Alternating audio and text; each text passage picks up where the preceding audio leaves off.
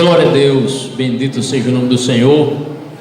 Mais um maravilhoso louvor nesta feita pela mocidade. Que bom que os irmãos estão aqui. Quantos prometem orar por mim aqui nessa noite? Obrigado, irmãos, para que todos nós possamos, ao sair daqui, todos nós sejamos edificados com mais uma instrução, mais uma ministração, mais um ensino da preciosa palavra do Senhor para os meus queridos irmãos e irmãs. O objetivo do culto de doutrina é esse: é instruir os irmãos, ensiná-los a palavra do Senhor. Claro que não dá para ensinar tudo, mas na medida do possível, aquilo que o Espírito Santo colocar no nosso coração, eu prometo ser fiel aos irmãos e ensinar aquilo que estudei, li, busquei e o Senhor me deu. Quero também a atenção das crianças, estejam aqui olhando para o púlpito, porque é melhor, né? A gente olhar assim, ficar olhando aqui, olhando o olho dos irmãos, os irmãos olhando o meu olho aqui, fica mais fácil. Eu acho mais fácil a ministração assim, olhando assim, olho no olho, né? Como professor, aluno, olhando assim, sem ninguém ter nada para esconder, mas sim, estamos aqui para ensinar a palavra do Senhor. Amém? Quantos estão dispostos a aprender um pouco mais a palavra de Deus? Glória a Deus. Então, meus queridos irmãos, nós acabamos de ler há poucos instantes um texto que está no Antigo Testamento, no livro de 1 Reis, capítulo 21, um texto conhecido dos irmãos. Certamente você já leu esse texto N vezes, mas alguma coisa aqui eu creio que vamos aprender mais. Situando aqui essa situação, eu não sei se os irmãos se recordam, mas essa história ocorreu em Israel, no período da monarquia, e o fato triste aqui nessa história é que nós veremos a ação de uma má mulher chamada Jezabel, uma mulher idólatra, uma mulher pagã, que praticamente era quem dominava o seu esposo, o rei Acabe. Acabe era um rei fraco de caráter, e esta mulher tinha um caráter muito forte, porém um caráter ímpio. Esta mulher, além dela ser uma mulher idólatra, claro, ela não era de Israel, não era israelita, ela era sidônia, e o pai dela era rei ali em Sidom, o rei dos sidônios, e também sacerdote de Baal. Ele, segundo consta na palavra do Senhor, o seu pai chamava-se Et-Baal, certo? Rei dos sidônios, e também alguns comentaristas creem que ele também era sacerdote de Baal. E esta mulher, ao casar-se com Acabe, ela praticamente acirrou ainda mais, piorou ainda mais o quadro espiritual. Alguns reis já tinham se imiscuído com a idolatria no reino do norte. O reinado de Judá foi um reino da dinastia de Davi, predominou mais no reino do norte. Predominou várias dinastias, se não me falha a memória, 11 dinastias, né, ocorreram ali no reino do norte. Então esta mulher teve assim, digamos, a liberdade dada por seu esposo para ela promover o culto pagão a Baal. E Acabe, para situar melhor, ele foi o 8º rei na sucessão de outras dinastias, o 8º rei a ocupar o trono ali em Israel. Acabe, que foi um dos piores reis de Israel. Se Jeroboão foi um péssimo rei, podemos dobrar essa impiedade, piorando ainda mais esse quadro, ao rei Acabe. E o rei Acabe teve algumas pessoas famosas que foram seus contemporâneos, ou contemporâneas dele, essas pessoas. Por exemplo, Elias foi contemporâneo do rei Acabe. Que mais? O próprio Nabote. Jeú também foi a pessoa que vai ser usada para exterminar a casa de Acabe. O rei da Síria, chamado Ben-Hadad, também foi contemporâneo dele, não é? E também o rei Josafá de Judá foi contemporâneo, ou seja, viveu na mesma época que este rei ímpio, Acabe, viveu. Este rei Acabe também teve um pai idólatra. O nome do pai dele chamava-se Onri foi aquele rei que fundou a capital, ou criou a capital de Israel, ali em Samaria. Foi o próprio rei que fundou a capital ali, chamada Samaria, a capital do reino do norte. O nome do pai dele era Onri, mais uma vez, para ficar bem gravado na mente dos irmãos. E o seu pai também não foi diferente dele. Também foi um rei idólatra, andou pelos caminhos, né, de Jeroboão, que foi o principal, o primeiro rei a introduzir o culto pagão ali no reino do norte. Então veja que a situação de Acabe era uma situação muito ruim, péssima. Casou-se com mulher idólatra e o pai também era idólatra. De onde poderia sair alguém bom nessa família? Então, ele, podemos dizer, foi o resultado disso tudo, da idolatria de seu pai, e para piorar o quadro, casou-se com uma mulher ímpia. E desses filhos veio também Acasias, que foi um péssimo rei também, que andou nos caminhos do pai. Infelizmente, ele reinou ali por volta do ano de 874 a 853 a.C., reinando ali aproximadamente por 22 anos, alguns chegam a dizer 21 anos, certo? Então, só para situar essa situação. Então, um reino muito ruim, um reinado muito ruim, um governo muito ruim, viu? Governo ruim não é só do PT, não. Desde aquela época já havia reino ruim. Meus irmãos, alguns questionamentos aqui. Alguns questionamentos aqui. Qual foi o erro de Acabe em querer uma pequena possessão de terra? Porque a cobiça é um grave pecado. Está acompanhando? Terceiro, Nabote foi descortês em recusar-se ou se recusar a vender a sua vinha ao rei.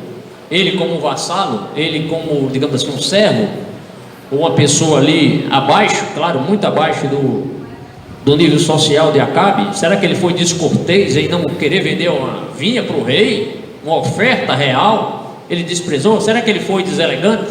Será que ele foi descortês com isso, rejeitar uma proposta de um rei? Por que Acabe se permitia ser influenciado por Jezabel? Por que o povo de Jezreel se permitiu aceitar aí o maléfico tribunal montado por Jezabel? O povo foi para lá, os irmãos verão isso aqui. Jezabel fala em Deus quando condena Nabote. Ela acreditava no Deus de Israel? Por que um crente deve fazer? O que um crente deve fazer para não perder a sua herança? Quantos aqui têm herança prometida? Eu tenho. Você também tem. Quais as consequências que pode trazer um jugo desigual? Que consequência? Quais consequências? Então esses e outros questionamentos, meus amados irmãos, você veio para o lugar certo, serão esclarecidos durante essa ministração. Temos aqui 3 objetivos, falarei agora. O primeiro é enfatizar, preste atenção que isso aqui é muito importante, amados.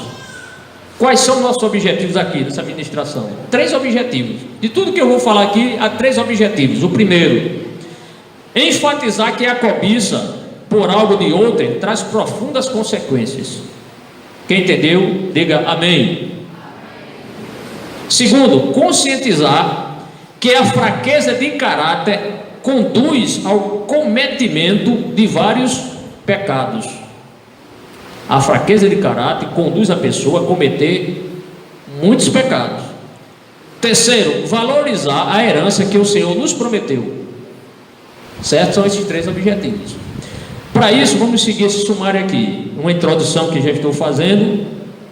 No desenvolvimento, temos aqui 4 tópicos. O primeiro, a firmeza de caráter do dono da vinha.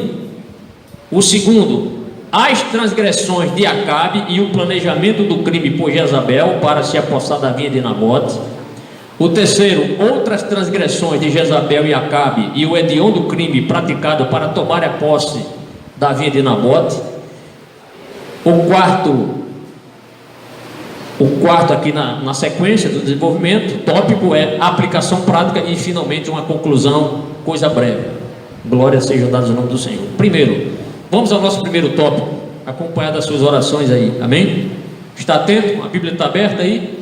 Mantenha a sua Bíblia aberta, por gentileza, no capítulo 21 de 1 Reis. Mantenha aberta. E aí, à medida que eu vou lendo os textos aqui, você confere. Faça como os crentes de Bereia, né? Paulo pregava e os crentes lá conferia se Paulo realmente, aquilo que Paulo ensinava, estava em conformidade com as Escrituras. Então seja esse crente bereano, apesar de ser assembleiano, certo? Primeiro tópico, a firmeza do caráter do dono da vinha. que é que eu vejo aqui em primeiro lugar? É que Nabote era o legítimo dono da vinha. Não havia dúvida quanto a isso. Nabote, diga Nabote, era o verdadeiro dono da vinha. Certo? Qual é a segurança para isso? A segurança está neste versículo 1, que descreve o seguinte: algum tempo depois, houve um incidente envolvendo uma vinha que pertencia a Nabote de Jezreel. Algum tempo depois, porque Acabe envolveu-se numa guerra. Nessa guerra ele até libertou, deixou ir livre, leve e solto o rei Ben-Hadad da Síria. Não deveria ter feito esse pacto com ele. Então isso aqui, essa história vem seguindo aqui a esta história anterior entre Acabe e o rei Ben-Hadad da Síria. Então o texto é claro, não há dúvida nenhuma aqui em mostrar que de fato Nabote era o dono da vinha. Aqui o texto diz uma vinha que pertencia a Nabote de Jezreel. Vamos explicar isso aqui. Então tinha um homem lá em Jezreel. Vou explicar isso aqui. Segundo, a localização e o vizinho dessa vinha. Ele tinha essa vinha, e essa vinha ficava num local assim, posso dizer assim, famoso, perto de alguém famoso. O texto é claríssimo quando diz no versículo 1, na parte B, a vinha ficava em Jezreel, ao lado do palácio de Acabe, rei de Samaria. Então, podemos dizer assim, um lote de terra privilegiado, porque estava, podemos dizer assim, até valorizado, né? Uma coisa é você ter um terreno assim, sem muita importância, sem ninguém perto. Outra coisa é você ter um terreno ao lado de alguém famoso, ou seja, seu terreno vai valer mais, olha, mas está perto do terreno de fulano e tal, que é famoso. Então, ele tinha este pedaço de terra, ou esta plantação, esse vinhedo, próximo ao palácio do rei. Terceiro, a proposta que Nabote recebeu do rei por sua vinha. Então, por esse lugar esta vinha ficar próxima ali, vizinha ao palácio do rei, ele interessou-se. E aí ele faz uma proposta para que Nabote dê essa vinha para ele, ou então que desse o preço dessa vinha, porque o rei estava disposto a adquirir esta vinha, certo? Então ele olha, ele deseja ter essa horta para ele, algo que é de outra pessoa. Aí está o grande pecado, aí está a questão da cobiça. O que é cobiça? Cobiça é você desejar algo que é de outrem, algo que pertence à pessoa, você deseja. É diferente de você ir para um shopping e lá você vê uma roupa bonita, você quer comprar, né? Mesmo porque ninguém compra sem primeiro cobiçar aquilo, né? Você não compra sem primeiro desejar aquilo. Primeiro você deseja, aí você compra. A irmã vai lá, vê uma sandália bonita, uma blusa bonita, um vestido, ela primeiro o quê? Ela deseja comprar, mas isso não é cobiça. Por quê? Porque está ali para quem quiser comprar. Agora, você querer a blusa daquela irmã, que a irmã veste para você, aí já é cobiça. E foi isso que o rei Acabe, ele viu. Ele olhou a terra lá, olhou o vinhedo e quis para ele aquele pedaço, ou aquele vinhedo para ele. O versículo 2 expressa: Acabe tinha dito a Nabote: dê-me a sua vinha, para eu usar como horta, já que fica ao lado do meu palácio. Aí ele diz: em troca eu lhe darei uma vinha melhor, ou se preferir, eu lhe pagarei, seja qual for o seu valor. Pode fixar o preço. Em quarto lugar, havia, irmãos, uma honrosa, posso dizer assim, uma honrosa desculpa, ou uma honrosa justificativa para Nabote recusar-se a vender a sua vinha. Uma honrosa justificativa. O versículo 2 diz o seguinte: Nabote, contudo, respondeu: o Senhor me livre. É como se dissesse: Deus me livre de eu vender. O texto diz: o Senhor me livre de dar a ti a herança dos meus pais. Olha aqui. Então o rei ficou sabendo que aquela terra era fruto da herança dos pais de Nabote. Era mais um motivo para ele desistir disso. Era para ele ter: então desculpe, eu achei que não era. Dá uma desculpa. que é que eu vejo aqui nesse texto? É que Nabote, ele preferiu agradar a Deus, preferiu obedecer a palavra de Deus do que agradar o rei. Preferiu obedecer, preocupou-se em obedecer a Deus, preocupou-se em obedecer a lei. Eu vou explicar aqui porque ele obedeceu a lei, certo? Então, se nós que lemos a palavra do Senhor e sabemos disso, à medida que nós lemos a Bíblia, a gente vai entendendo muita coisa. E aí eu entendi que pela lei, aquela terra não poderia ser vendida a outra pessoa que não fosse da família, porque a terra, cada tribo recebeu um pedaço de terra, cada família recebeu um pedaço de terra para trabalhar, para cuidar, para plantar, certo? E a terra, ela era passada de geração para geração, de família para família. Tinha o pai morreu, fica para o filho, né? E assim, mas ficava dentro da família. Então a terra não poderia ser vendido por qualquer motivo. Havia algum motivo sim, algum motivo justificável, eu vou ler aqui, motivos que justificavam a pessoa vender a terra, motivos bíblicos, mas não assim, porque alguém apareceu e disse: eu quero comprar sua terra, e ele, sem precisar, não estava precisando de dinheiro, não estava com a vida, como diz o nordestino, aperreado, para que ele vender a terra? Então ele preocupou-se em obedecer a lei. Então a propriedade de uma pessoa tem que ficar dentro da sua própria família. Eu vou ler aqui alguns versículos, é necessário ler os versículos, que está no livro de Levítico, capítulo 25, versículo 23 a 28. Vamos lá para o Levítico. Gênesis, Êxodo, Levítico, terceiro livro da lei, né? Levítico, o livro ali onde os sacerdotes, os levitas, tinham facilidade em compreender, porque era obrigação de todo levita compreender o livro de Levítico, né? É como se fosse um estatuto, o regimento interno dos levitas. Claro, isso aqui é a lei, mas tirava qualquer dúvida. Vamos lá? Vamos lá. Levítico capítulo 25, versículo 23. Eu preciso ler esse versículo porque é para mostrar aos irmãos porque a terra tem que ficar na família e não poderia ser vendida assim de qualquer jeito. Versículo 23 expressa: a terra não poderá ser vendida definitivamente, porque ela é minha, e vocês são apenas estrangeiros e imigrantes. Verso 24: em toda a terra em que tiverem propriedade, concedam o direito de resgate da terra. Verso 25: se alguém do seu povo empobrecer e vender parte da sua propriedade, seu parente mais próximo virá e resgatará aquilo que seu compatriota vendeu. Alguém ali da família poderia, digamos assim, se endividou, ficou endividado, e agora só tem essa terra para vender. Ele poderia vender? Poderia. Nesse caso, em caso de empobrecimento, depois alguém da família que tivesse condições poderia comprar de volta essa terra para ficar com a família. Então é Deus que criou essa lei. Se contudo um homem não tiver quem lhe resgate a terra, mas ele mesmo prosperar e adquirir recursos para resgatá-la, verso 27, calculará os anos desde que a vendeu e devolverá a diferença àquele a quem a vendeu. Então poderá voltar para a sua propriedade. Se a pessoa que empobreceu, se vendeu e agora adquiriu o recurso, quer comprar de volta, ele poderia comprá-la de volta, certo? Verso 28: mas se não adquirir recurso para devolver-lhe o valor, a propriedade que vendeu permanecerá em posse do comprador até o ano do jubileu. Mas esperar 50 anos, irmãos, era muito tempo. Às vezes a pessoa morria e não via a terra voltar novamente para a família, só no ano do jubileu. Entendeu?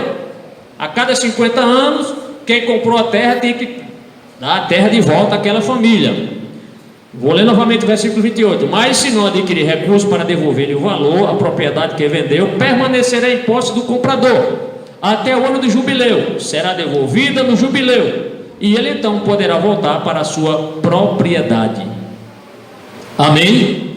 Então está aqui muito claro que a terra deveria ficar, a propriedade, na família. Se Nabote tivesse aceitado a proposta do rei, ele estava descumprindo, ele estaria pecando contra a lei de Deus. E como ele era um homem temente a Deus, conhecia a lei, ele não desobedeceu a Deus. Ele preferiu deixar o rei ficar triste, preferiu não vender ao rei essa terra, mas estava em paz com Deus.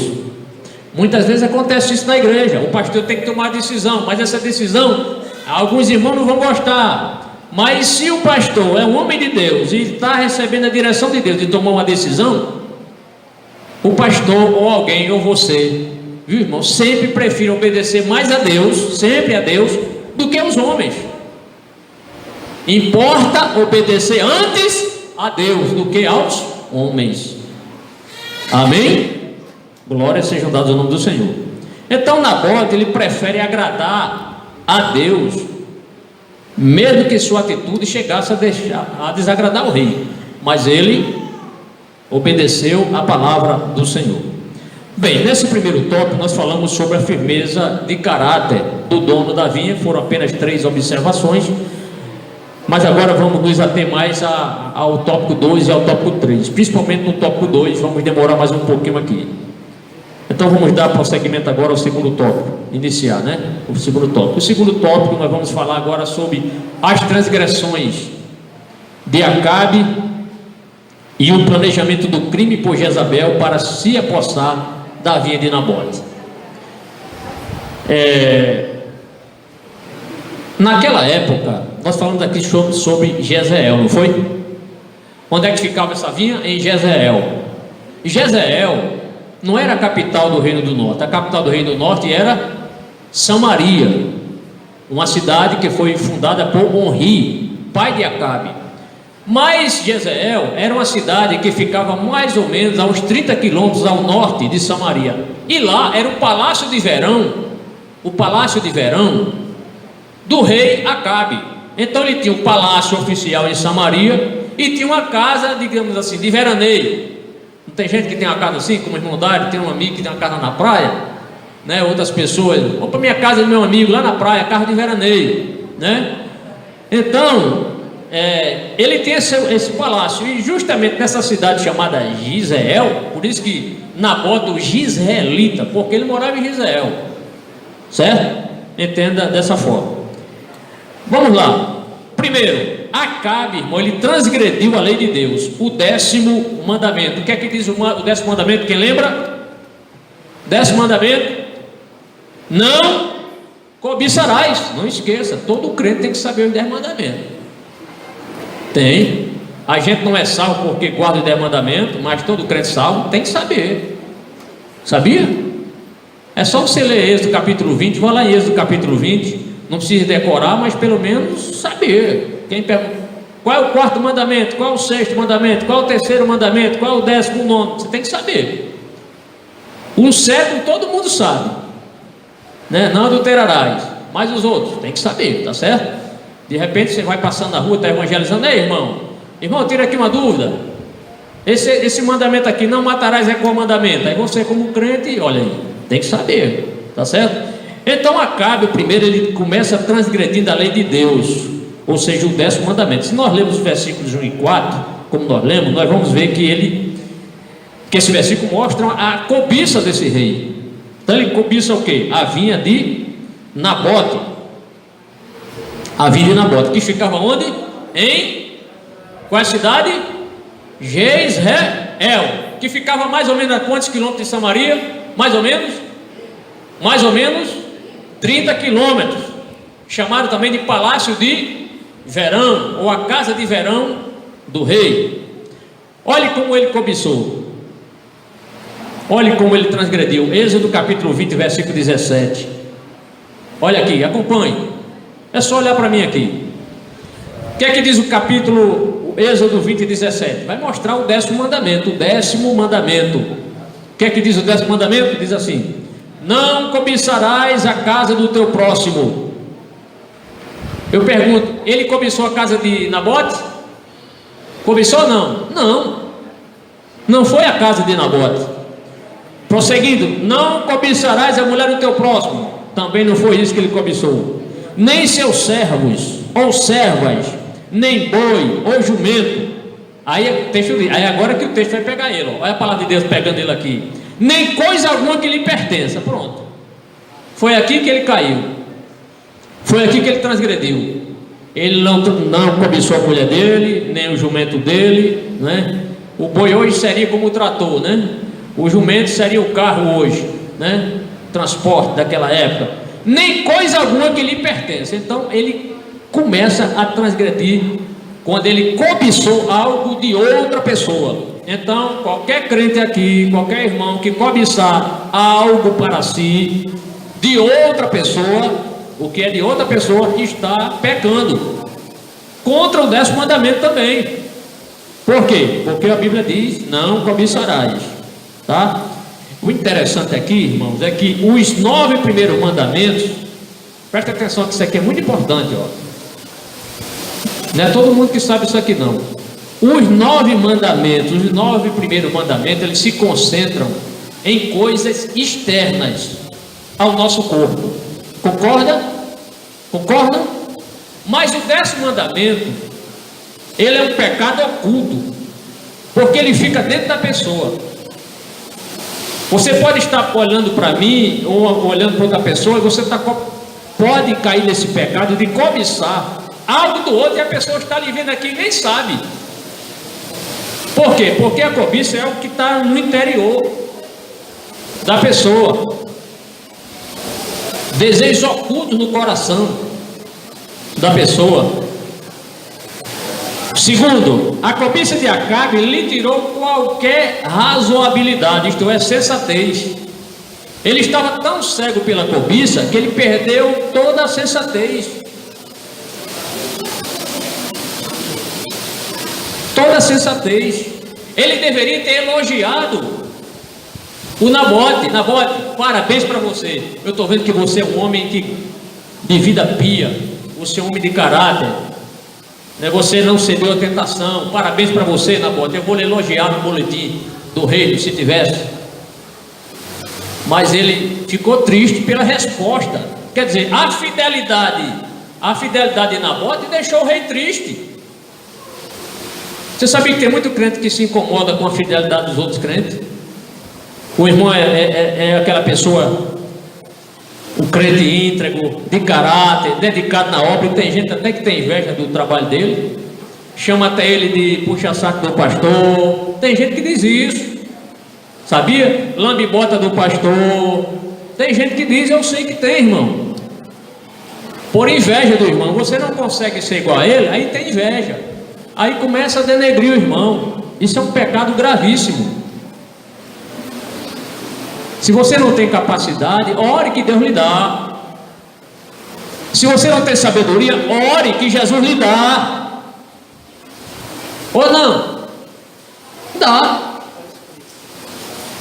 Bendito seja o nome do Senhor. Então a cobiça de Acabe lhe tirou qualquer razoabilidade de ver a lei de Deus ser posta em prática por um homem justo.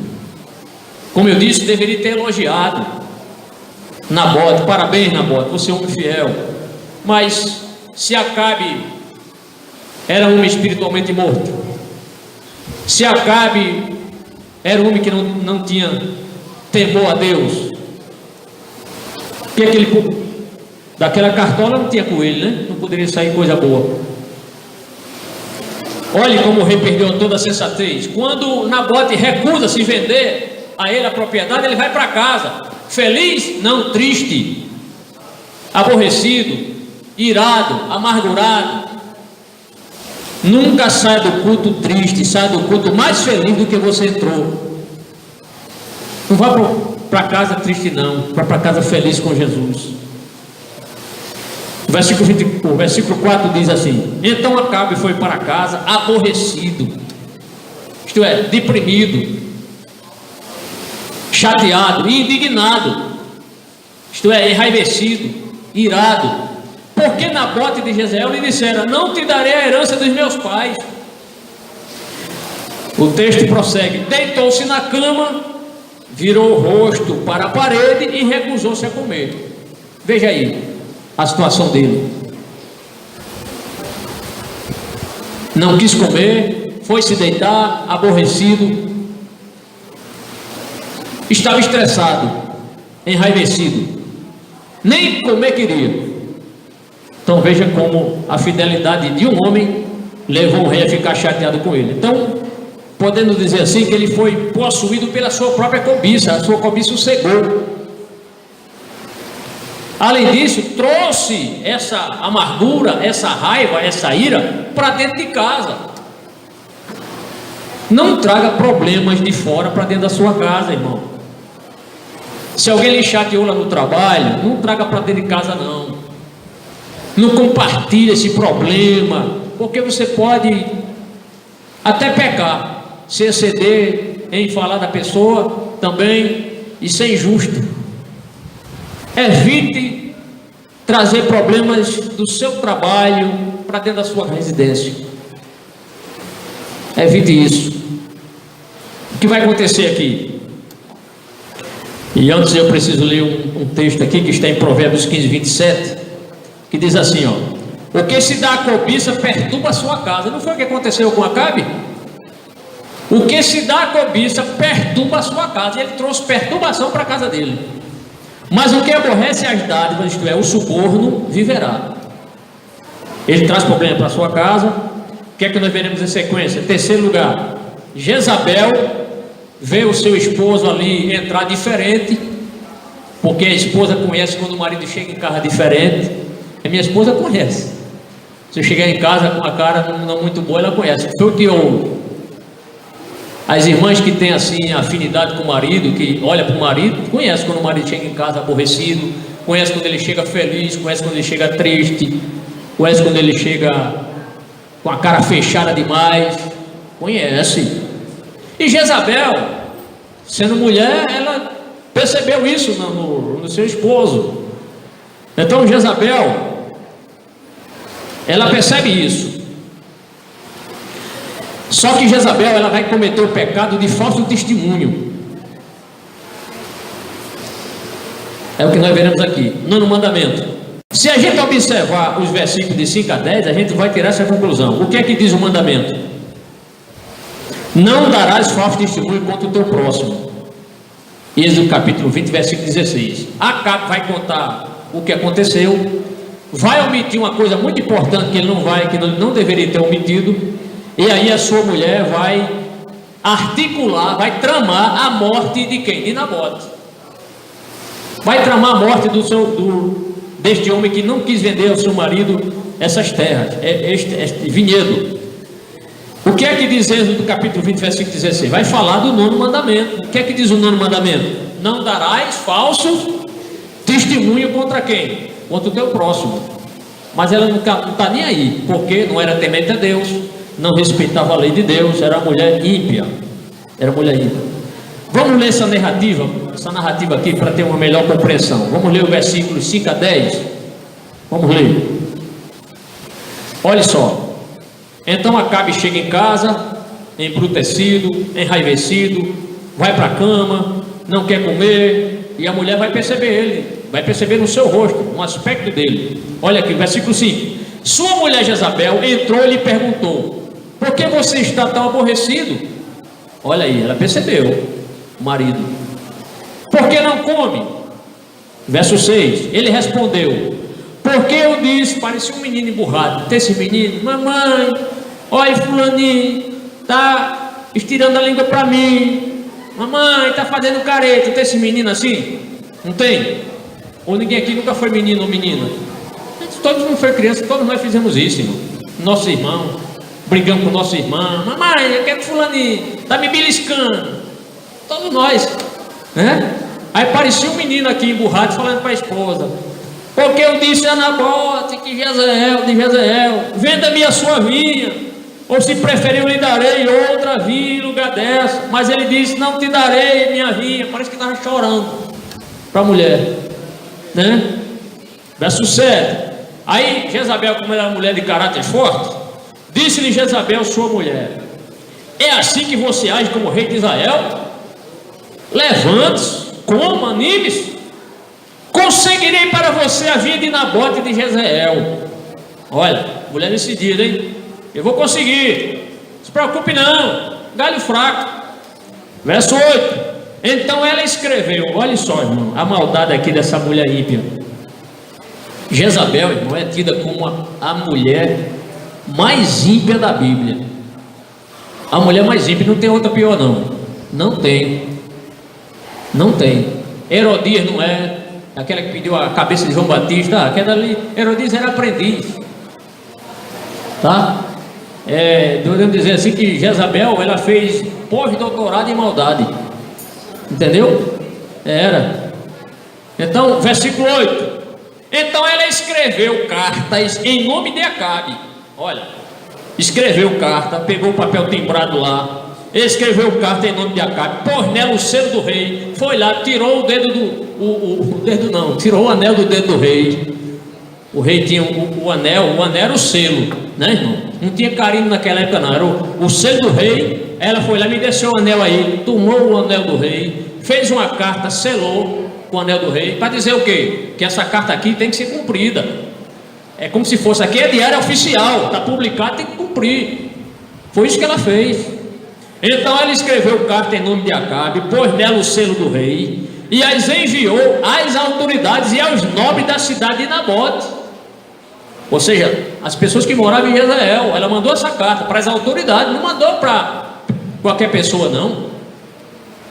Versículo 9: naquelas cartas ela escreveu, olha a maldade dela, naquelas cartas, olha o teor: decrete um dia de jejum. Olha a aparência de religiosa aqui, não tinha nada de ser mulher de ciclo de oração. Decrete um dia de jejum e põe Nabote sentado num lugar de destaque entre o povo. Versículo 10: e mande 2 homens vadios.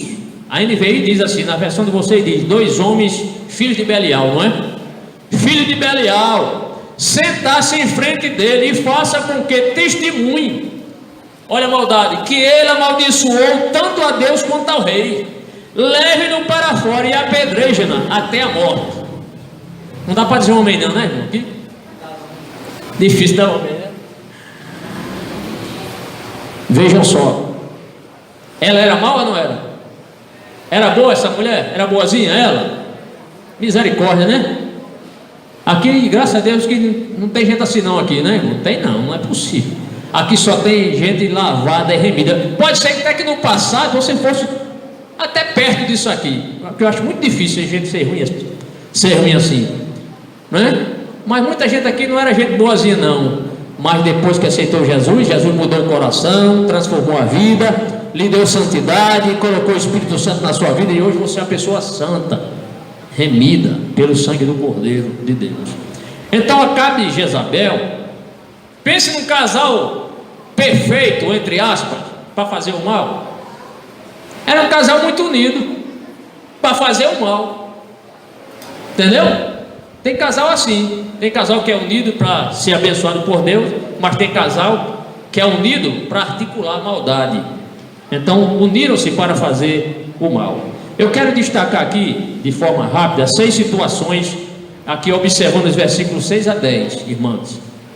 Primeiro, Jezabel percebeu que algo não estava bem com seu marido. Ela teve essa percepção.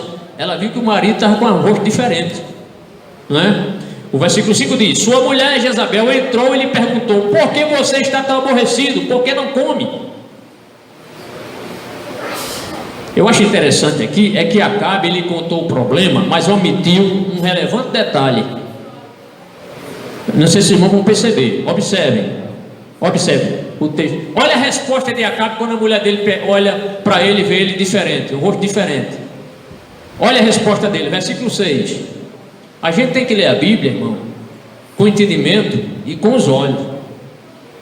A Bíblia a gente aprende observando, interpretando e aplicando, certo? Tem texto que não precisa de interpretação, é só de observação. Mas sabe que tem gente que nesse item, observação, deixa de aprender muita coisa, porque não para meditar no texto. Quando eu estava lendo esse texto aqui, eu entendi isso aqui. Então Jezabel faz uma pergunta: por que você está triste? Por que você está sem comer?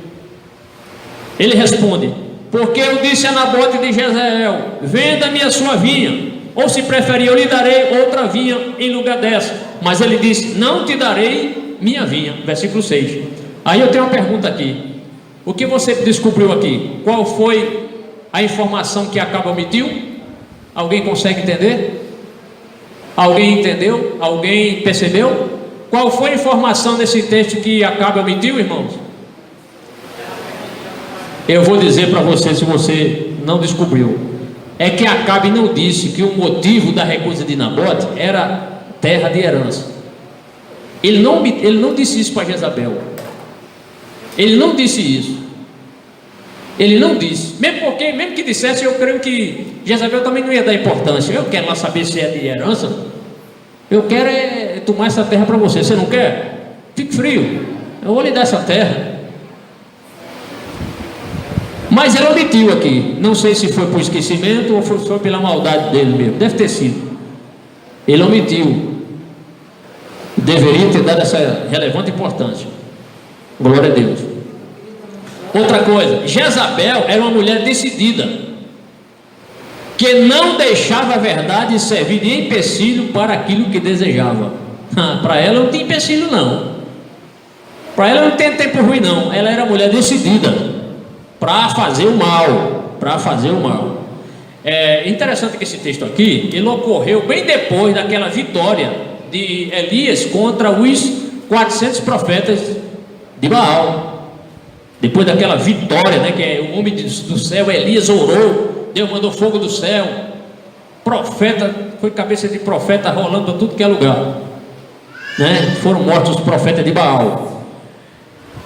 Bem, olhando para o versículo 7, nós veremos que ela era uma mulher decidida. Versículo 7 diz: disse-lhe Jezabel, sua mulher: é assim que você age como rei de Israel? Levante-se, coma, anime-se, conseguirei para você a vinha de Nabote de Jezreel. Então ela garantiu, isto é, a mulher autoritária, né? Era mulher autoritária. E eu vou dizer aqui uma verdade. Sabia que tem mulher crente que quer ser autoritária, quer mandar no marido? Tem mulher crente que quer mandar no marido, mas isso é um erro, irmão. Aqui não é culto de instrução? Não é culto de instrução hoje? É ou não é, irmão? É culto de doutrina, então tem que ensinar isso aí também. Então não seja uma mulher crente autoritária, tomando a frente do seu marido, tomando decisão para o seu marido. Não, Deus não lhe dê essa autoridade. A autoridade está com o marido é o sacerdote do lar, é o cabeça do lar. Então não passe na frente do seu marido. Mulher que toma a decisão de querer mandar no marido, ela está com a síndrome de Jezabel. Síndrome de Jezabel, certo? Então, para as irmãs que são solteiras, nunca queira ter essa síndrome não, viu? E as mulheres casadas, não mandam o seu marido não. Por quê? Porque a Bíblia, aqui em Efésios capítulo 5, versículo 22, é um texto paulino, o que é que diz? Vós mulheres, sujeitai-vos aos vossos maridos, como ao Senhor. Isto é, respeite o seu marido, não passe na frente do seu marido, submeta-se ao seu marido. Entendeu? Então não queira dar uma de Jezabel não. Ter a autoridade mais do que o marido, como Jezabel fez. Por quê? Porque Acabe era um rei de caráter fraco. O que mais podemos ver sobre Jezabel? Ela criou uma mentira oficial. Jezabel, ela declarou, ela forjou, ela criou uma mentira oficial, selada com o anel do rei. Isso é, podemos dizer assim, em papel timbrado daquela época. Fez a carta. O versículo 8 diz assim: então ela escreveu cartas em nome de Acabe, pôs nela o selo do rei e as enviou às autoridades e aos nobres da cidade de Nabote. Isso está no versículo 8. Mas mesmo que ela tomasse essa decisão, isso jamais iria justificar a transgressão que ela cometeu com a lei do Senhor. Ela mentiu. Ela vai mentir. Diz o proverbista: a mulher sábia edifica a sua casa, mas com as suas próprias mãos a insensata a derruba. É o que vai acontecer com Jezabel. Mulher insensata vai derrubar a casa. Por quê? Porque através desse gesto de Jezabel, a casa dela vai à ruína. Porque Deus estava vendo tudo isso. E mais na frente, a partir do versículo 17, nós veremos a repreensão de Deus. Deus usou o profeta Elias para repreender toda essa maldade articulada por ele, principalmente por Jezabel. Deus vai punir Acabe. Toda a irmão não quer entender como morreu Jezabel. Não sei se alguém aqui sabe como ela morreu. e nem Acabe também, como ele morreu, e nem Acasias, o filho dele, como morreu. Todos tiveram mortes terríveis. Por quê? Porque ousaram transgredir a lei de Deus de forma hedionda. O pecado que Jezabel cometeu foi um crime hediondo, irmão. Era para ser prisão perpétua ou pena de morte para ela. Premeditou, articulou. Desenvolverão aqui na sequência. Então ela, podemos dizer assim, ela cavou a sepultura para sua família. Por quê? Porque era uma mulher insensata. Seja uma mulher sensata, seja uma mulher sábia. Uma mulher sábia edifica a sua casa. Bendito seja o nome do Senhor. Mas a tola com as próprias mãos derruba. O que vai acontecer aqui? Ela não usou a mão para escrever a carta, com as próprias mãos ela estava derrubando a sua própria família. E a dinastia de Onri foi uma dinastia curta, né? Veio outra dinastia. Por quê? Porque Deus, conforme eles planejaram, Deus também disse: eu vou pegar vocês lá na frente. E de fato, irmãos, a profecia de Deus cumpriu-se na íntegra. Não vai ser o caso agora de trazer essa profecia. Prossigamos. Há um teólogo chamado Wisber. Ele comenta que Jezabel usou o povo para fortalecer a sua autoridade, e o povo torna-se apenas um bem consumível. Ela usou o povo. Ela foge a um juiz, que vai haver uma sentença, um júri, e alguém ali vai ser o réu, e o réu cometeu um pecado terrível diante de Deus, um crime de blasfêmia, uma transgressão assim, contra a lei de Deus. Tudo ela vai articular. Então tudo foi planejado, tudo mentira. Prossigamos. Jezabel chegou a incluir até uma pitada de religiosidade em sua trama. Ela mandou a carta, e na carta o que é que ela diz? Ela manda o povo fazer um jejum em Jezreel, um dia de jejum, ou seja, para comover o povo, para chamar a atenção do povo que algo terrível aconteceu em Jezreel.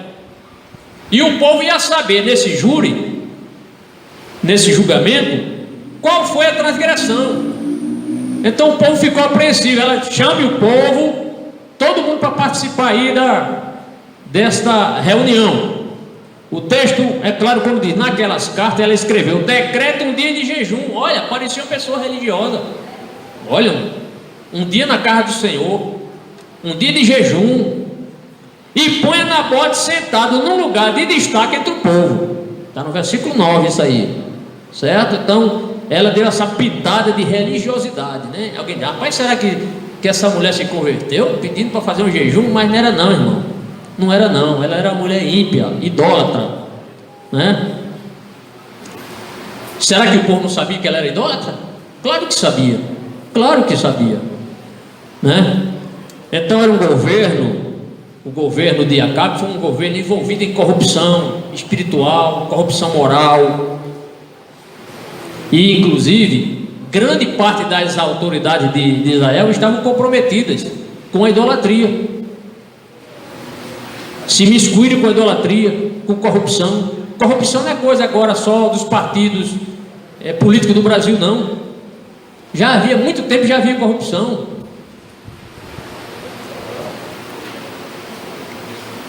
Pergunta: você sabia que o Senhor detesta as atitudes de gente ruim? Sabia? Que Deus detesta a atitude de gente ruim. É a Bíblia que diz, irmão. Deus detesta. E eu vou ler esse texto aqui, e que a misericórdia de Deus lhe alcance para você não transgredir num desses aqui. Eu vou ler aqui, viu, irmão? Se segura aí no banco aí, é a palavra de Deus, certo? Eu vou ler aqui, ó. Há 6 coisas que o Senhor odeia. Isso está em Provérbios capítulo 6, versículos 16 a 10. Há 6 coisas que o Senhor odeia, e 7 coisas ele detesta. Versículo 17: olhos altivos, diga 1. Olhos altivos, língua mentirosa, mãos que derramam sangue inocente.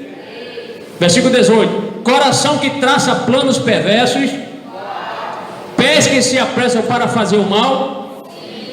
Versículo 19: a testemunha falsa que espalha mentira.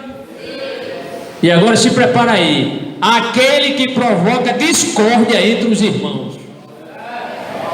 Será que algum desses lhe pegou? Espero que não, né, irmão? Então, muito cuidado. Aquele que semeia discórdia entre irmãos, Deus detesta.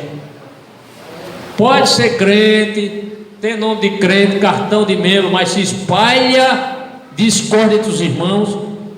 Pastor, e o que são discórdias? Tem alguns aqui. Discórdia são contendas, desentendimentos, desavenças, atritos, zangas, dissensões, rixas, conflitos, desarmonias, brigas, dentre outras. Tudo isso aqui são discórdias. Eu espero que nenhum irmão aqui esteja envolvido com isso aqui. Glória seja dada ao nome do Senhor. Certo, irmão? Então eu espero que você não esteja cometendo nenhum desses pecados aí acima. Prosseguindo, para Jezabel, os fins justificavam os meios. Então ela não media esforços para conseguir o que ela queria, até se fosse preciso matar. Vamos ler o versículo 10 agora? Vamos correr aqui um pouco. O que é que ela diz na carta? Mandem 2 homens vadios, filhos de Belial. Vou explicar isso aqui. Sentar-se em frente dele e faça com que testemunhe que ele amaldiçoou tanto a Deus quanto ao rei. Leve-no para fora e apedreje-no até a morte. Veja só, esta mulher, tudo inventado, tudo articulado. Filho de Belial, eu já expliquei aqui na última ministração, quando nós ministramos aqui sobre os filhos iníquos de Eli. Eu falei para os irmãos que filhos de Belial são o quê? É uma expressão hebraica que significa o quê? Homens maldosos, não foi? Homens maldosos, homens, pessoas desprezíveis, pessoas que praticam abertamente o mal, certo? Então, filho de Belial, homens malignos, pronto, homens malignos. O que é que ela via aqui com esta fala dela? Ela quis mostrar que havia uma conspiração travestida de um caráter religioso. Quando ela diz assim, ele amaldiçoou Deus, estava decretando a sentença de morte. Por quê? Porque a lei dizia que se alguma pessoa amaldiçoasse Deus, essa pessoa tinha que ser apedrejada. Veja só, irmão. Ela usou a lei de Deus, então ela tinha algum conhecimento da lei de Deus. Ela viu que para alguém testemunhar tem que ser 2 ou 3 pessoas, o testemunho de uma só pessoa não era válido, por isso que ela coloque 2 homens. Então foram contratar 2 pessoas lá, do pior que tinha, lá em Jezreel, para depor, testemunhar e para dizer, não, eu vi, não foi? Nós não vimos? Nós vimos ele blasfemar contra Deus, abriu a boca e blasfemou contra Deus, os 2 lá. Então ela mandou carta para que os homens contratassem 2 homens malignos. Gente desempregada, gente que está precisando de dinheiro. Tem gente assim, não tem o que fazer. Apareceu um rapaz, compra essa droga, vai trabalhar para mim, vamos roubar, vamos assaltar o banco. Aí o cara, eu estou aqui na pendura, eu estou aqui sem nenhum centavo. Aí cede a tentação, aí vai. Esses 2 homens aqui eram homens sem caráter, foram contratados para mentir. Então foi uma conspiração travestida de um caráter religioso. Ela mostra, olha, vamos fazer um jejum. Ele blasfemou contra Deus, falou contra o rei, blasfemou contra o rei. Porque se alguém blasfemasse contra o rei tinha o direito de ter assim, uma compensação. É como se fosse hoje um processo da justiça contra danos morais, está entendendo? Então o rei poderia, depois que esse homem morresse, o rei tomar as terras como compensação. Por isso que ela coloca também o rei na história aqui. O pior, irmão, foi que o povo aceitou isso rapidamente. Quando ela coloca que tem que ter feito, tem um jejum e ia ter um julgamento ali na cidade, a coisa era séria e o povo compareceu. Então nós vimos que Acabe, ele transgrediu o 10º mandamento. Quando a palavra de Deus diz o quê? O que é que diz o 10º mandamento? Não cobiçarás. E Jezabel também transgrediu o 9º mandamento, isto é, falso testemunho. Então 2 mandamentos eles vão aqui, já cometeram. Mas Jezabel vai transgredir outro mandamento. Qual é o outro mandamento? Isso. Então já falamos sobre a transgressão de Acabe, nem o planejamento do crime de Jezabel. para ser a porção da vinha de Nabote. Agora vamos ao terceiro tópico. Outras transgressões de Jezabel e Acabe e o hediondo crime praticado para tomarem a posse da vinha de Nabote. Primeiro, Jezabel, ela comete agora o pecado de homicídio, que é qual mandamento? O sexto mandamento.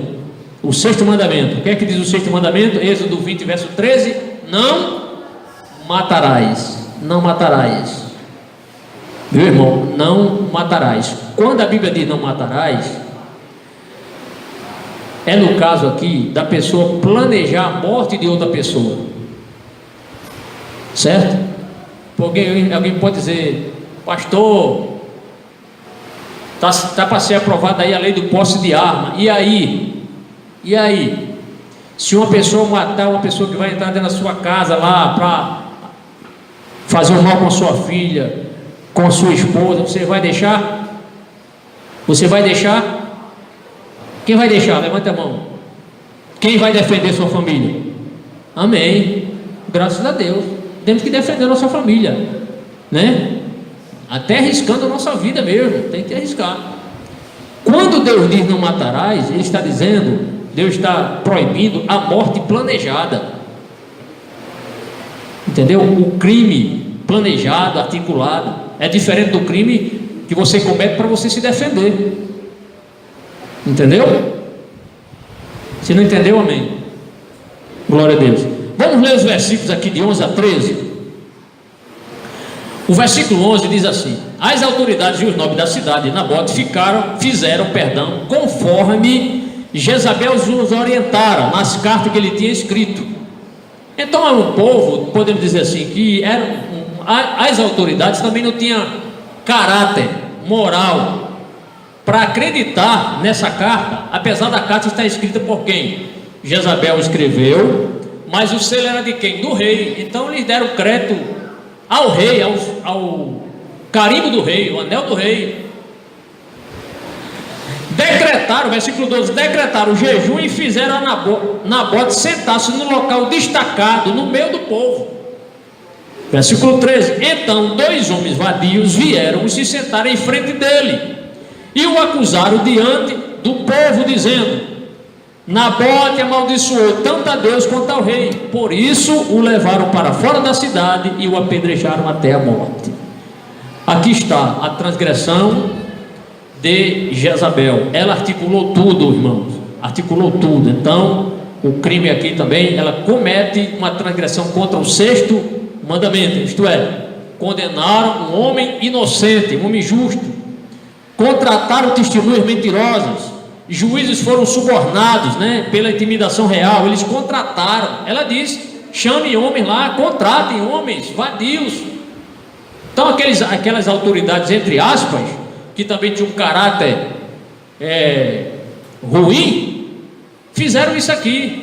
Deveriam ter investigado. Não, mas Nabote é um homem justo, não quiseram nem saber. 2 camaradas lá, eles deram crédito a 2 homens vadios. E esses homens não eram conhecidos na cidade, não? Certamente eram. Certamente eram. Mas eles preferiram obedecer ao rei. É relevante aqui mostrar aos irmãos que o processo da acusação era dentro da lei. O processo da acusação estava dentro da lei. Amparo na lei. Deuteronômio 17, verso 6, dava amparo para que, se 2 testemunhas ou 3, se 2 pessoas ou 3 trouxesse um depoimento contra uma pessoa, isso era verdade. A lei dizia isso. Ninguém poderia ser julgado só por uma pessoa acusando. Tem que ser 2 ou 3 pessoas. Olha o texto: pelo depoimento de 2 ou 3 testemunhas. Aqui foi Deus que deu isso aqui. Pelo depoimento de 2 ou 3 testemunhas, tal pessoa poderá ser morta, mas ninguém será morto. Pelo depoimento de uma única testemunha. Foi Deus que colocou isso aqui para Moisés escrever na lei, tá certo? E outro ponto importante é que a lei condenava a pessoa a pena capital. O que é pena capital? Alguém sabe? Pena de morte. Se uma pessoa blasfemasse contra Deus, a lei mandava todo o povo da cidade para apedrejar. A lei era severa, hein? E se fosse feito isso hoje, hein, irmão, ia morrer muita gente, hein? Gente que fala mal de Deus toda hora aí, né? O texto diz, ó, Levítico 24, verso 16: e aquele que blasfemar o nome do Senhor, certamente morrerá, toda a congregação certamente o apedrejará, e assim o estrangeiro como natural, blasfemando o nome do Senhor, será morto.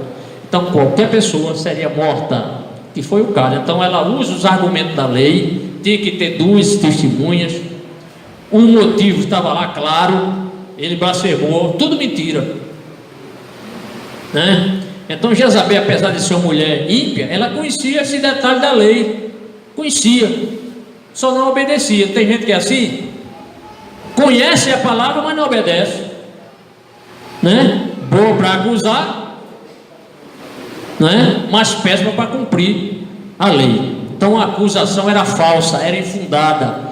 Tudo por quê? Porque o rei cobiçou. Olha só aonde a cobiça leva. Está vendo? A cobiça, irmão, traz profundas consequências. O pecado é adultério. Ninguém dorme fiel e acorda descrente, não. Ninguém dorme honesto e acorda desonesto, não. Tudo é um processo. É a cobiça.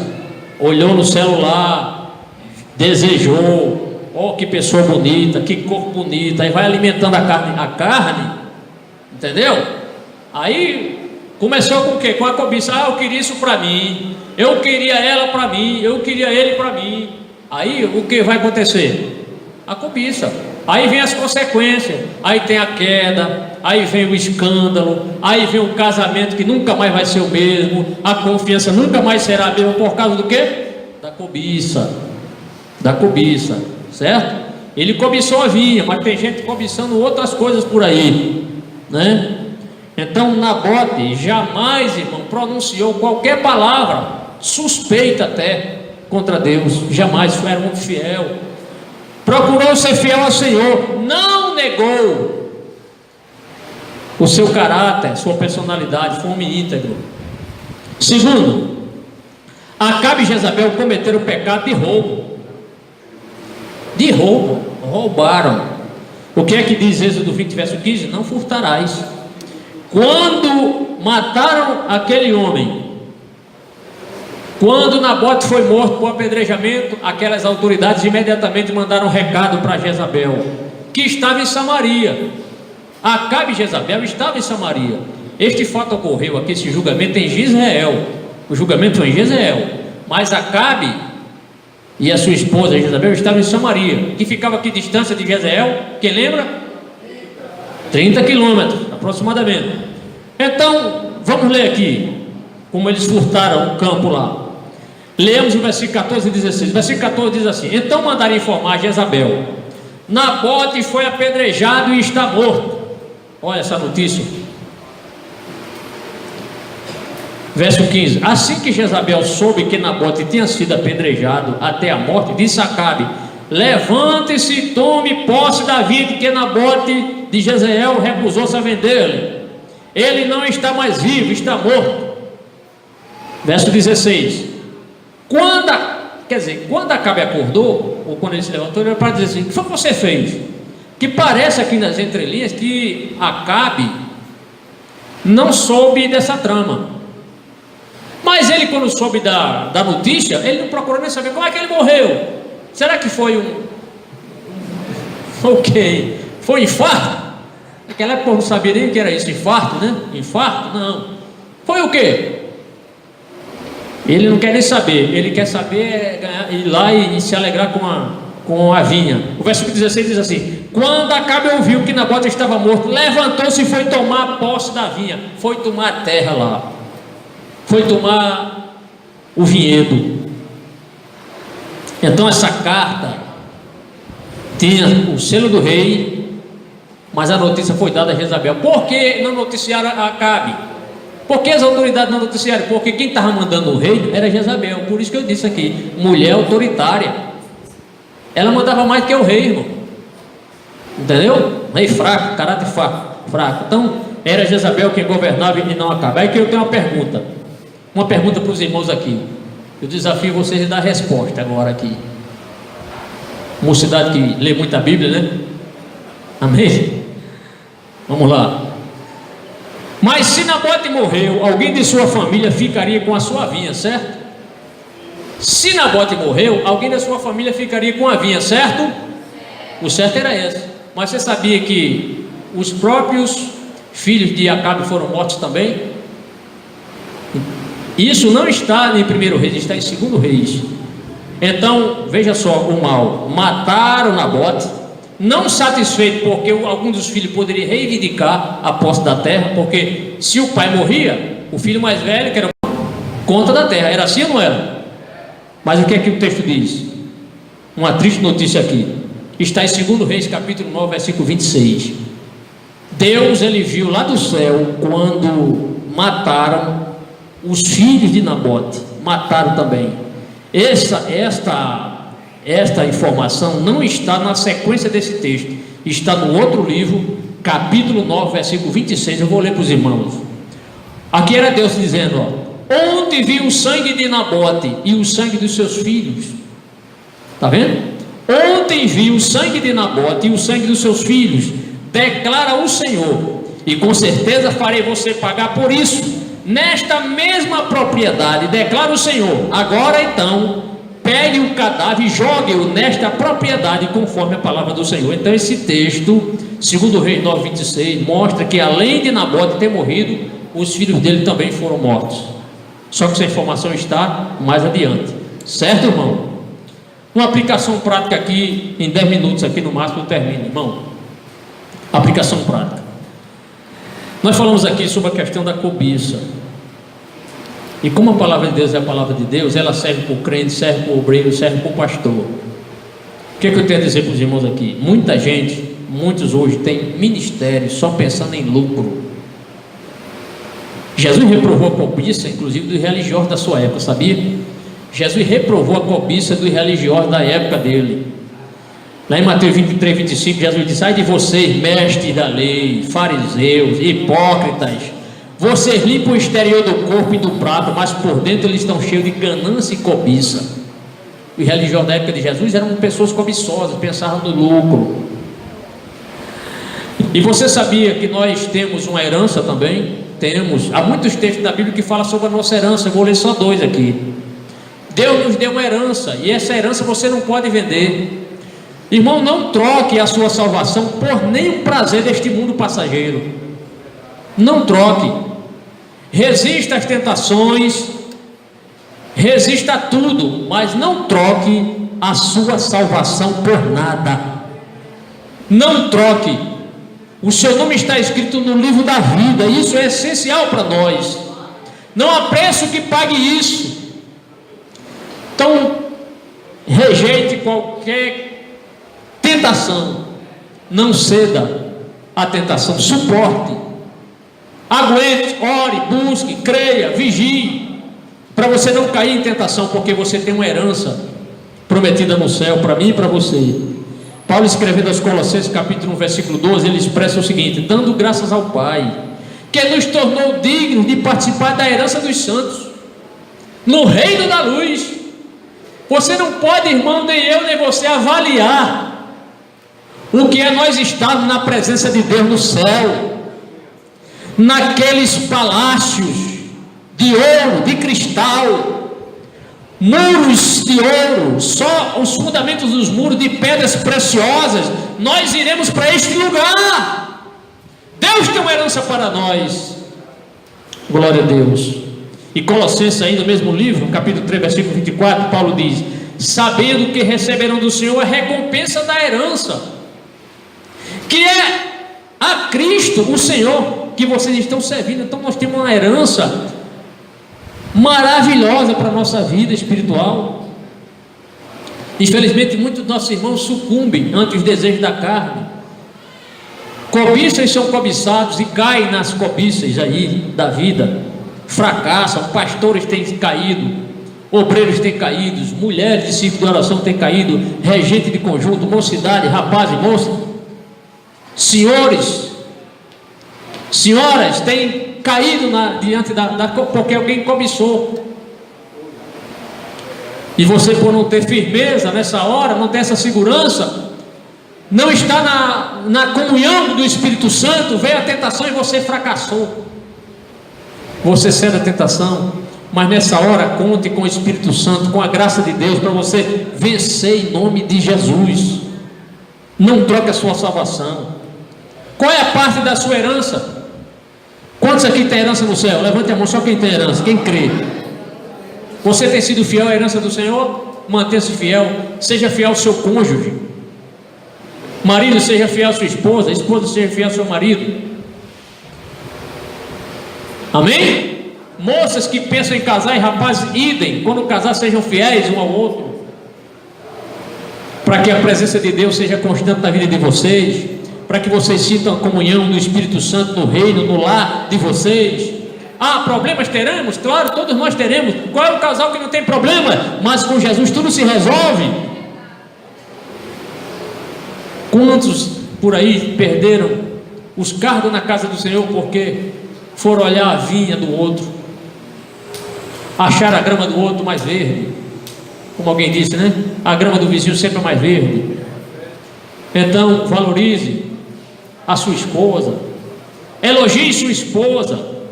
Esposa, elogie seus maridos, porque você fazendo isso, você está tapando as brechas para o inimigo não entrar no seu lar, não derrubar, não destruir seu casamento. Seja fiel à vinha do Senhor. A igreja do Senhor também é comparada a uma vinha, viu, irmãos? Lembra-se da parábola que Jesus citou? Parábola dos lavradores maus. Leia essa parábola depois, lá em Mateus capítulo 21. Você vai ler essa parábola. Não negocie sua salvação, seja fiel, vigie, para você não perder a sua herança. No âmbito da justiça, na questão da justiça, irmão, jamais seja uma testemunha sem você ter visto. Se alguém, irmão, você vai ser testemunha, aí você diz, eu não vi, como é que eu posso ser testemunha? Não é? Então, se você não viu e nem tem como provar, não seja testemunha de ninguém. No âmbito social, se você é solteiro ou se pensa em casar, procura uma pessoa fiel a Deus. Olha o caso de Jezabel, ou o caso de Acabe. Poderia ter procurado a mulher. Eu quero uma mulher bem fiel em Israel, pelo menos para me dar um jeito, porque eu sou infiel. Aí casasse com uma mulher mais crente do que ele. Mas procurou o quê? Uma mulher ímpia, idólatra. Nem israelita ela era. Casou com uma mulher, atolou-se mais ainda na vida espiritual, piorou ainda o seu nível espiritual. Então, moças que pretendem casar-se, um conselho que está na Bíblia, que vocês conhecem, 2 Coríntios 6,14, não se põe em julgo desigual com descrentes. Essa questão de julgo desigual não é só para o casamento não, viu, irmão? É em caso de empresa. Eu conheço caso aqui, talvez você conheça também, irmão, crente fiel, pastor, que se associou com gente ímpia para montar uma empresa, e o camarada deu o calote no crente e matou o crente. Aqui em Natal ocorreu isso. Não sei se irmão se lembra disso, né? O pastor, julgo desigual. Quer fazer uma empresa? Arranja outro crente, fale com outro irmão, aí vocês fundam uma empresa. Agora com ímpio, aí começa a dar o calote, vai lhe roubar, está lhe roubando, quando você pensar que não, já tem lhe roubado milhares ou até milhões. Prossegue o texto. Pois o que tem em comum a justiça e a maldade, ou que comunhão pode ter a luz com as trevas? Mesma coisa para o casamento. Se a moça quer casar, se procuram, viu, as moças quando forem se casar aí, procura um rapaz mais crente que você. O rapaz é uma moça mais crente que você. Amém? Para quê? Para vocês serem uma bênção. Se casassem, às vezes eu estava no quartel, chegava um soldado, na época eu era sargento, dizia, sargento, o senhor sabia que eu namoro com uma moça que não é crente? Com uma moça crente, e o camarada não era crente. Eu ficava ali, rapaz, vendo um negócio daquele, eu dizia logo na bucha, nem ela é crente, nem você. É por quê? Eu digo, porque a moça crente não vai namorar com um rapaz que não é crente. Ela está desviada. Entendeu? Eu ouvi isso aí muito. Ouvi muito. Ah, eu namoro com a moça crente. O camarada todo errado, todo alterado do quartel, dizendo que namora com a moça crente, contando vantagem. Entendeu? Por quê? Porque a irmãzinha abriu brecha. Entendeu? Para o inimigo. Aí casa com uma pessoa dessa, aí eles olham, você não vai para a igreja hoje não, vamos para a boate, vamos para ir para as coisas do mundo, vamos para o carnaval, para o carnaval. Não dá certo. Não dá certo. Então, é isso. Não faça como Acabe, procura uma mulher crente, fiel a Deus. Conclusão. Nós vimos aqui, irmãos, o quanto a cobiça foi terrível. A cobiça foi terrível e as consequências foram dramáticas, né? Levando ali a um homem inocente a morrer. Outra coisa importante aqui: aprenda-se a contentar-se com o que você tem. Contente-se com o que você tem.